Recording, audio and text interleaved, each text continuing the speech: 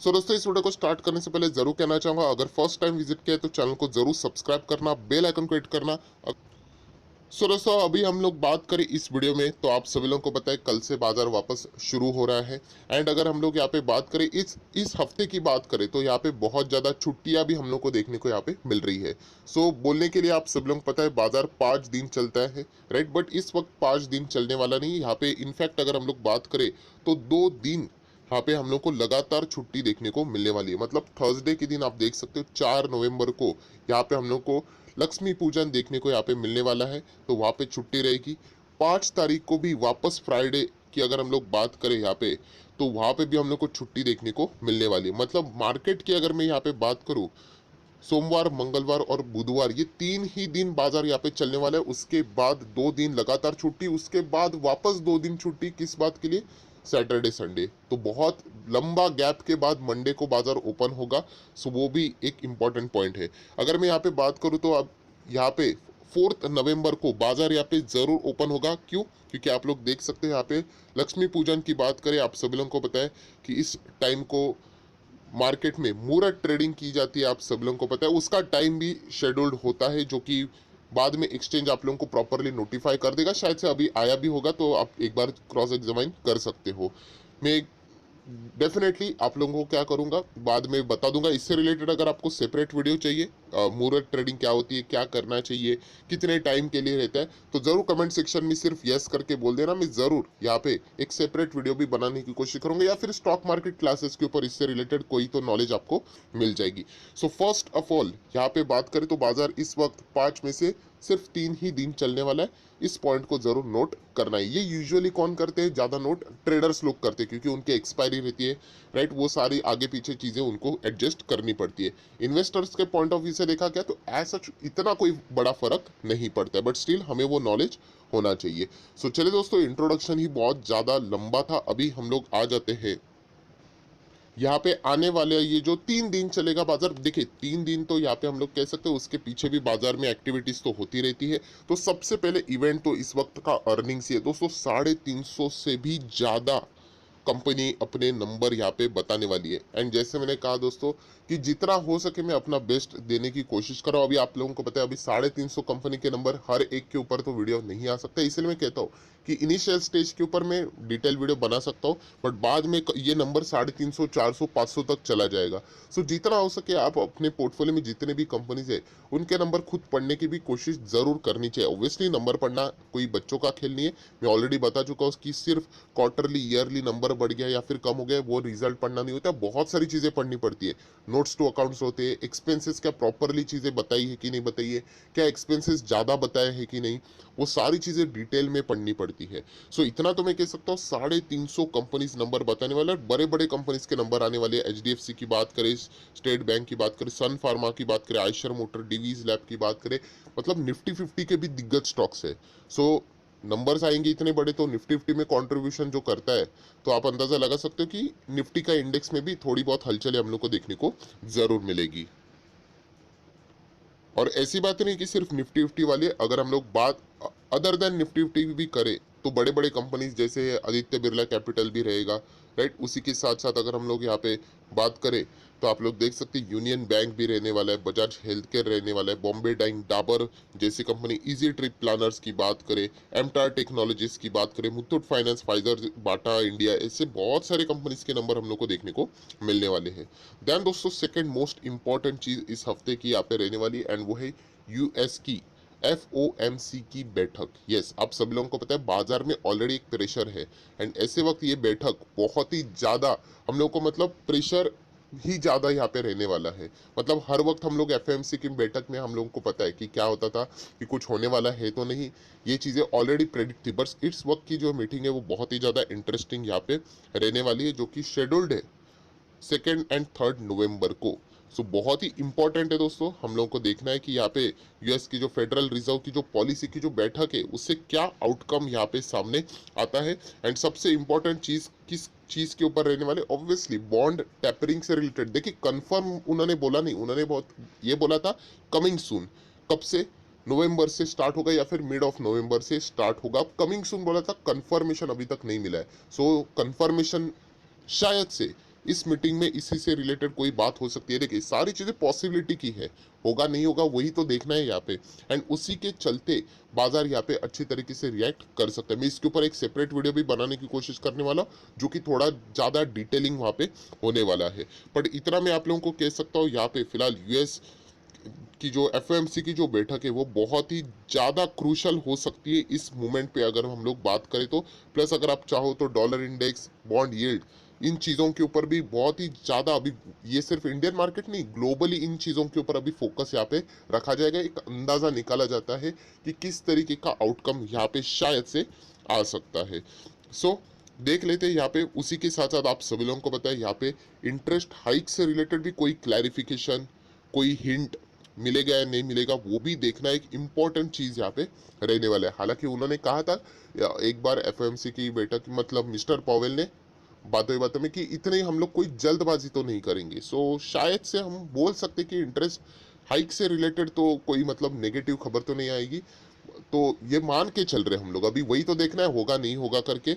But हम लोग मान के चल रहे कि 70% शायद से कुछ होगा नहीं, 30% रिस्क हम लोग यहाँ पे इन्वॉल्व कर सकते हैं। अभी वही देखना है कि क्या यहाँ पे बैठक का आउटकम क्या आएगा। बॉन्ड ट्रैक्टरिंग के ऊपर थोड़ा सा ज्यादा फोकस रहेगा रेदर देन इंटरेस्ट हाइक से रिलेटेड बात करें तो। सो दोस्तों दो इंपॉर्टेंट चीजें, उसके बाद आ जाते हैं तीसरी इंपॉर्टेंट चीज की ओर।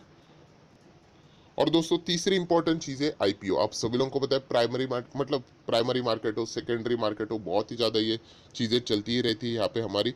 एंड फिलहाल की अगर हम लोग यहाँ पे बात करें सो ज़बरदस्त हम लोग को प्राइमरी मार्केट फिलहाल अभी हम लोग को एक्टिव यहाँ पे देखने को यहाँ पे मिल रहा है। इस वीक की अगर हम लोग बात करें तो बहुत सारे आईपीओज हम लोग को यहाँ पे देखने को मिल रहे हैं, जैसे कि पॉलिसी बाजार है, या फिर आप पीबी टेक की अगर हम लोग यहाँ पे बात करें, मतलब फिनटेक की बात करें जो जिसमें ही पॉलिसी बाजार रहते हैं, देन सिगाची इंडस्ट्रीज की बात करें, एस एंटरप्राइज, बहुत सारे कुछ है सर इसके रिलेटेड आईपीओ। इसमें देखा गया ना तो कोई मतलब है नहीं, बहुत ही कम है listing gain. Grey market premium 5% के आसपास चल रहा है, तो इसके लिए खतरा मोल लेना मुझे इतना कोई वैलिड बात नहीं लगती है। अगर आपको जाने ही है, मैं ऑलरेडी वीडियोस बना चुका हूँ कि सिगाची इंडस्ट्रीज ये एक थोड़ा सा बेटर ऑप्शन है 70% के आसपास। एंड ऑब्वियसली नायका का भी आईपीओ की अगर हम लोग यहाँ पे बात करें तो अभी भी एक 1 नवंबर या आखिरी तारीख है, आप लोग अभी भी यहाँ पे आप लोगों के पास ऑप्शन अवेलेबल है, राइट। ग्रे मार्केट प्रीमियम देख के अप्लाई करना। बट देखा गया तो नायका एंड उसी के साथ साथ सिगाची, में अगेन कह रहा हूँ, बहुत सारे लोग कह रहे सर पी रेशो हाई, मैं लिस्टिंग गेन की बात कर रहा हूँ, हम लोग लॉन्ग टर्म की बात नहीं कर रहे। लिस्टिंग गेन जैसे ही मिल जाएगा पैसा लेके निकल जाने का। सिगाची की बात भी मैं आप लोगों को ऑलरेडी बता चुका हूँ, ये ट्रेड टू ट्रेड में आने वाला है यहाँ पे। मतलब यहाँ पे कोई भी इंट्राडे नहीं रहेगा, एफएनओ नहीं रहेगा, जो भी माल उठाना है वो डिलीवरी बेसिस के ऊपर माल उठाना पड़ता है।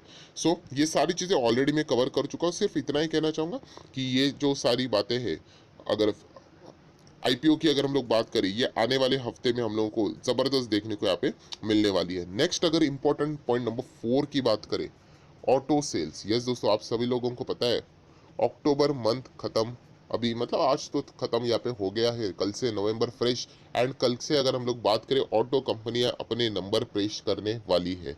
सो कैसे रहे ऑटो कंपनीज के नंबर्स मंथली अगर हम लोग यहाँ पे बात करें तो वो देखना बहुत ही ज़्यादा इंटरेस्टिंग यहाँ पे जरूर रहेगा। अभी यहाँ पे सारी चीज़ें लिखी हुई है कि एक्सपर्ट क्या एक्सपेक्ट करते हैं, क्या बढ़ सकता है, क्यों नहीं घट सकता है। तो कल हम लोगों को सिर्फ देखना है कि ऑटो कंपनी का परफॉर्मेंस यहाँ पे कैसा रहा है। तो ये इस हफ्ते भले ही 3 दिन मार्केट चलेगा बट बहुत ही ज़्यादा बिजी है। जब कोई भी फ्रेश नया मंथ स्टार्ट होता है ना दोस्तों, कुछ डिफॉल्ट वाली चीज़ें रहती है, जैसे ऑटो सेल्स के नंबर्स की बात करें, ये बैठक की बात करें, तो ये चीज़ें चलती रहती है। तो इसीलिए अगर हम लोग बात करें इन चीज़ों के ऊपर फोकस यहाँ पे रखना पड़ता है। देन दोस्तों एज यूजुअल कुछ मंथ खत्म हो जाते, हफ्ते खत्म हो जाते, तो हमारा आप सभी लोगों को पता है नॉर्मली जो डेटा आता ही रहता है मार्केट मैन्युफैक्चरिंग पीएमआई का डेटा, जो कि फॉर अक्टूबर की अगर हम लोग बात करें मंडे को ही रिलीज यहाँ पे होने वाला है। उसी के साथ साथ सर्विस पीएमआई की अगर हम लोग बात करें, राइट, उसी के साथ साथ अगर हम लोग कंपोजिट पीएमआई नंबर्स की बात करें, ये वेनसडे के दिन यहाँ पे आने वाला है। फॉरेन एक्सचेंज रिजर्व्स की अगर हम लोग बात करें, डिपॉजिट, बैंक के लोन ग्रोथ की अगर हम लोग यहाँ पे बात करें, सारा डेटा हम लोग को एज यूजुअल फ्राइडे के दिन रिलीज होते हुए देखने को मिलने वाला है। इवन दो मार्केट क्लोज है बट ये चीज़ें तो चलती रहती है। सो ये भी एक्टिविटीज़ यहाँ पे चलने वाली है। सो दोस्तों ये हफ्ता बहुत ही मज़ेदार है, बहुत सारी चीज़ें देखने को यहाँ पे मिलने वाली है। एंड देन अगर हम लोग यहाँ पे बात करें तो एफ का डेटा अगर आप देखोगे तो यहाँ पे एफ हम लोग को एग्जिट होते हुए देखने को मिल रहा है, प्रेशर देखने को मिल रहा है 25,000 करोड़ से भी ज़्यादा उन्होंने यहाँ पे एग्जिट लिया है। लगातार वो यहाँ पे माल बेचते हुए देखने को यहाँ पे मिल रहे हैं। सो इसीलिए एफओएमसी की बैठक तो बहुत ही क्रूशल यहाँ पे रहने वाली है। एंड उसी के साथ साथ आप सभी लोगों को पता है डॉलर के ऊपर भी फोकस होना चाहिए। डॉलर इंडेक्स की मैं बात कर रहा हूँ, राइट। उसी के साथ आप चाहो तो डॉलर आईएनआर के ऊपर भी थोड़ा बहुत फोकस रख सकते हो, उससे भी छोटा मोटा अंदाजा यहाँ पे आ जाता है। फिलहाल अगर हम लोग बात करें, अभी डॉलर 75 के आसपास हम लोग को स्टेबल होते हुए देखने को मिल रहा है, जो कि कई टाइम तक इस रेंज को काट ही नहीं पाया है। आप देख सकते हैं, देखिए 1 साल की बात करें तो इसी रेंज में हम लोग को देखने को मिला है। यूजुअली ऐसा नहीं होता है, डॉलर अप्रिशिएट होते हुए देखने को मिलता है against the Indian rupee. Already वो अप्रिशिएट ही है। एक डॉलर खरीदने के लिए 75 हम लोगों को देना पड़ता है, बट स्टिल जो उसका ग्रोथ पैटर्न है वो कई तो रुकते हुए देखने को मिल रहा है। अगर आप 5 साल का चार्ट पैटर्न देखोगे, ये देखिए यहाँ पे एक साइडवेज पैटर्न देखने को मिला है, जिसके चलते इंडियन मार्केट की अगर हम लोग बात करें इमर्जिंग मार्केट में, तो उसके लिए हम लोगों को बहुत कुछ अच्छा खासा फायदा मिलता है। देन अगर बात करेंगे यहाँ पे क्रूड ऑयल की, तो क्रूड ऑयल में हम लोगों ब्रेंट के ऊपर फोकस रखेंगे। कितना है, 83 तक हम लोग को ब्रेंट देखने को मिल रहा है। एंड WTI की बात करें तो सेम 83.57, यहाँ पे 0.72। सो आप सभी लोगों को पता है यहाँ पे ब्रेंट में जबरदस्त हम लोग को उछाल देखने को मिल रहा है। इकोनॉमी रिकवरी के भी इसको एक संकेत यहाँ पे बोला जाता है, बट केमिकल कंपनीज को इस बात का मतलब बोलते हैं ना, अच्छा इम्पैक्ट नहीं पड़ता है। देखिए, इससे केमिकल कंपनियां कोई खत्म नहीं होती है। इसके पहले भी इन चीज़ों के साथ उन्होंने डील किए, मार्जिन उनके बिगड़ जाते हैं, तो अल्टीमेटली अपने जो फिनिश गुड्स रहते हैं उनका वो दाम बढ़ा देते हैं। ये सबसे सिंपल तरीका होता है, जो कि हम लोगों ने इससे पहले भी यहाँ पे देखा है। बहुत सारे कंपनीज ने ऐसा किया भी है। बेस्ट एग्जाम्पल अभी का एशियन पेंट ही हम लोगों ने यहाँ पे देख लिया, जो कि केमिकल के ऊपर उनका सारा खेल डिपेंड करता है। एक्सपेंस इतने बढ़ गए कि कमाई हुई इनकम प्रॉफिट नीचे चला गया, तो उसको अभी टैकल करना है, मार्जिन को सुधारना है। तो उन्होंने क्या कर दिया, अपने पेंट्स के दाम लगभग 7-8 से 10% तक उन्होंने बढ़ा दिया। वेरी करते हैं product to product. So definitely यहाँ पे इसके मतलब हम कह सकते हैं ये नेगेटिव पॉइंट ही होता है, बट इसका अर्थ ये नहीं कि सीधा जीरो। हम मतलब रिटेल इन्वेस्टर यूजुअली हम ऐसे ही सोचते हैं कि थोड़ा बहुत भी ऐसा, मतलब कल अगर ब्रेंट 100 पे भी चला गया ना, तो इसका अर्थ ये नहीं कि केमिकल इंडस्ट्री खत्म हो गई, जीरो हो गया करके, not at all. And chemical में इतना पैसा बन चुका है कि बहुत ईजी ये एक्सक्यूज अवेलेबल है कि देखिए क्रूड ऑयल कितना महंगा हो रहा है, एक्सपेंसेस बढ़ जाएंगे ईजिली, तो यहाँ पे प्रॉफिट के ऊपर इम्पैक्ट होगा।